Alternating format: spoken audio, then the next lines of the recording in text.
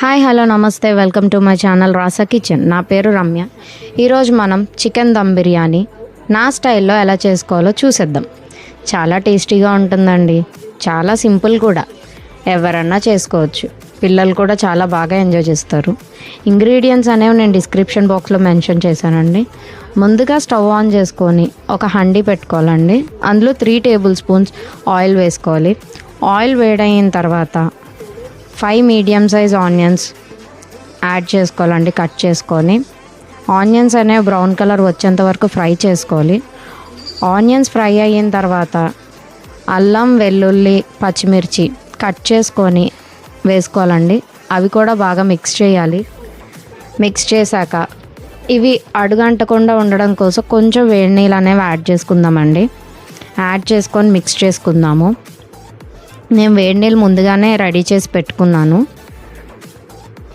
Mix చేసుకున్నాక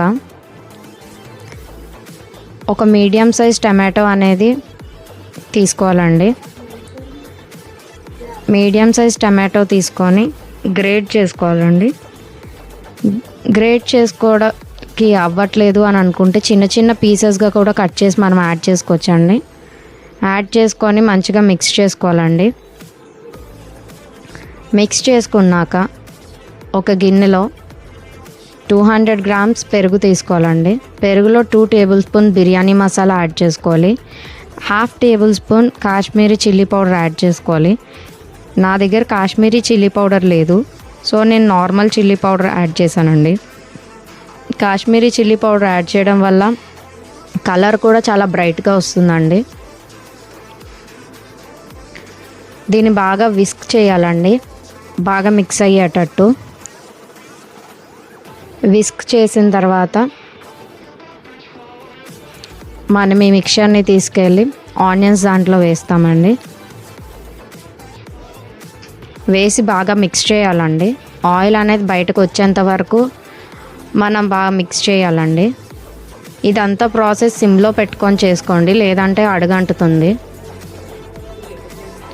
oil బయటకు వచ్చిన తర్వాత చికెన్ అనేది నేను కడిగి పెట్టుకున్నానండి.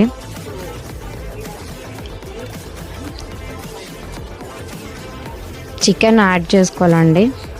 అలాగే నేను చెప్పడం మర్చిపోయాను, ఆ మిక్స్చర్ అనేది యాడ్ చేసిన తర్వాత మనం కొంచెం ఉప్పు అనేది యాడ్ చేసుకోవాలండి.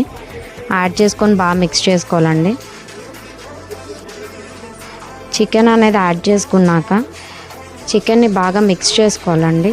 చికెన్కి మరి ఆ గ్రేవీ అంతా పట్టేటట్టు మిక్స్ చేసుకోవాలండి.